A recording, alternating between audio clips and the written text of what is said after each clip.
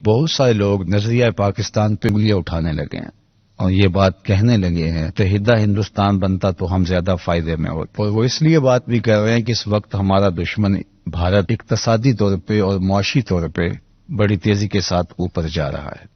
اور ہم بڑی تیزی کے ساتھ نیچے کی طرف لڑک رہے ہیں۔ اسی طرح امن و امان کی صورتحال ہے اور باقی چیز دنیا کی نظروں میں جو ہماری توقیر ہے وہ ہم اچھی طرح جانتے ہیں۔ ہر آنے والے لمحے میں ہم تنہائی کا شکار ہوتے چلے جا رہے ہیں۔ ان مشکل حالات میں قومیں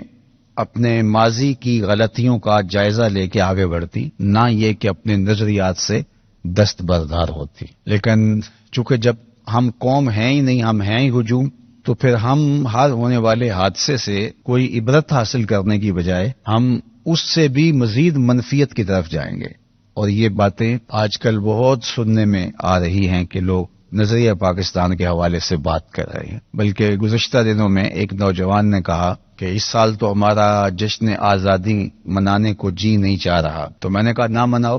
پہلے جو تم مناتے ہو یہ گاڑیوں کے موٹر سائیکلوں کے سلنسر نکال کر کے سڑکوں پہ شور و غل کرتے ہو، اس سے پاکستان کو کیا فائدہ، اسلام کو کیا فائدہ، انسانیت کو کیا فائدہ؟ پاکستان بنا تھا، تم نے شکرانے کے نوافل پڑھے ہیں؟ اس دن کیا تم قرآن مجید لے کے بیٹھ جاتے ہو؟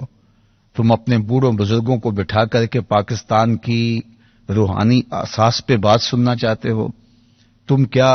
جو ہے وہ یہ عزم کرتے ہو 14 اگست کو کہ ہم پاکستان کو ان بنیادوں پہ کھڑا کریں گے جن کے لیے ہمارے بزرگوں بڑوں نے قربانیاں دی تھی اور ہمارے آباء و اجداد نے اپنے آباء و اجداد کی قبریں چھوڑی تھی؟ تو اس دن تم کیا کرتے ہو؟ اس دن تم سڑکوں پہ نکل آتے ہو اور اس دن تم اپنے گاڑیوں کے سلنسر نکال لیتے ہو اور اس دن تم سیٹیاں بجاتے ہو، اس دن تم ہاتھ میں باجے پکڑے ہوتے ہیں اور تم سڑکوں کے اوپر شور و غل کرتے ہو۔ اس سال نہیں کرو گے تو پاکستان کو کیا فرق پڑے گا؟ تو یہ جہاں تک ہم پہنچے ہیں یہ ہماری ناشکری ہے۔ ہم نے اللہ سے عہد کیا تھا کہ ہم پاکستان اس لیے بنائیں گے کہ اس میں نظام شریعت کا نفاذ ہوگا، اور ہم نہیں کر سکے اور پھر اللہ تعالیٰ کی طرف سے ہمیں سزا ہے، اور ہم ابھی تک بھی سنجیدہ نہیں ہیں ان حالات میں کہ جب ہم پوری دنیا میں تنہائی کا شکار ہو گئے اور ہم اپنی عادتوں کو بدلنے کے لیے تیار نہیں، اپنے رویوں کو چینج کرنے کے لیے تیار نہیں ہیں، اپنی طرز معاشرت کو تبدیل کرنے کے لیے تیار نہیں۔ تو ایک تو نظریہ پاکستان پہ بات ہو رہی، اور دوسری لوگ اس بات کی آرزو کر رہے ہیں کہ ہمیں کوئی موقع مل جائے تو ہم ملک چھوڑ کے چلے جائیں، اور جن کے ہاتھ میں موقع لگتا ہے وہ خالی نہیں جانے دیتے۔ مجھے کسی نے کہا کہ فلاں شخص نے کہا ہے کہ اگر دنیا ویزے فری کر دے تو 1947 سے بڑی ہجرت ہو، لوگ اتنے زیادہ ملک چھوڑ کے چلے جائیں کہ 1947 میں یہاں نہیں آئے تھے اتنے لوگ چلے جائیں۔ تو میں نے کہا آپ نے سچ کہا، ایسے ہی ہو۔ چونکہ پاکستان میں تو جب اب تو حالات ٹھیک نہیں ہیں، جب حالات قدرے بہتر تھے تو اس وقت بھی بیرون ملک جانے کے شوق میں پاکستان میں ایک محتاط اندازے کے مطابق ایک سال میں 10,000 لوگ اپنے آپ کو مرزائی لکھتے ہیں، یہ لکھ کے بیرون ملک جاتے ہیں کہ ہم مرزائی ہو گئے۔ تو جو دین کا سودا اتنا سستا کر دیتے تو ان سے مشکل حالات کیسے کاٹے جائیں گے؟ وہی رہے گا جس کے بس میں نہیں ہے یا جس کو اللہ نے پاکستان کے لیے بے پناہ محبت عطا کر رکھی ہے۔ اس مشکل حالات کے اندر ہم اپنی اس وطن کے ساتھ محبت کے امتحان میں کھڑے ہیں، یہ امتحان گاہ ہے اس وقت۔ ملک خوشحال ہو تو پھر تو سارے ہی جو ہے وہ وطن کی بات کر رہے ہوتے ہیں۔ جب باپ جوان ہو، کمائی کر کے لا کے دیتا ہو، بچہ ضرورت مند ہو، اس کی تعلیم کے خرچ بھی اٹھا رہا ہو، تو بچہ تو اتباع کرے گا ہی کرے گا۔ مشکل تو اس وقت ہوتی ہے کہ جب باپ بوڑھا ہو گیا ہے، قوا مدمحل ہو گئے ہیں، اب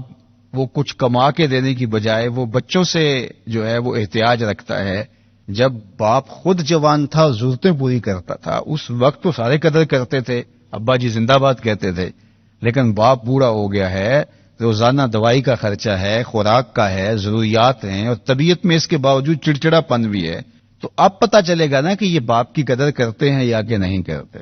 ابھی تو پتہ چلے گا کہ پاکستان کے ساتھ ہماری محبت جو ہے وہ کس قدر ہے اور کتنی الفت ہے اس وطن کے ساتھ، ان حالات کے اندر بھی کہ جب یہاں ہم مشکل میں ہیں، یہاں ہم اذیت میں ہیں، ہمیں جو ہے وہ انصاف نہیں مل رہا، یہاں ہمیں معیشت کے مسائل ہیں، معاشرت کے مسائل ہیں، یہاں جو ہے وہ کئی طرح کے طبقات بستے ہیں اور طبقاتی زندگی جو ہے وہ شروع ہو گئی ہے۔ یہ ساری چیزیں ہمارے سامنے ہیں، لیکن اس کے باوجود، ان حالات کے باوجود ہم اس وطن کے ساتھ اپنی محبت کے رشتے کو کمزور نہیں ہونے دیں گے، اس لیے کہ یہ وطن جو ہے وہ ہزاروں شہداء نہیں لاکھوں شہداء کے خون پہ قائم ہوا تھا، اور ہمارے بزرگوں نے قربانیاں ہر طرح کی دی، جانی قربانیاں بھی دی، مالی قربانیاں بھی دیں، اپنا وطن بھی چھوڑ کے آئے۔ ان حالات کے اندر بھی اس وطن کے ساتھ ہماری محبت متزلزل نہیں ہوگی، اس میں تزلزل پیدا نہیں ہوگا انشاءاللہ۔ یہ کل بھی ہماری امیدوں کا مرکز تھا، اور اس وطن کے لیے ہم پوری طرح سے حاضر تھے، اور اس کے لیے ہمارے دل میں جو جذبات کل تھے آج بھی اس وطن کے لیے وہی جذبات ہے۔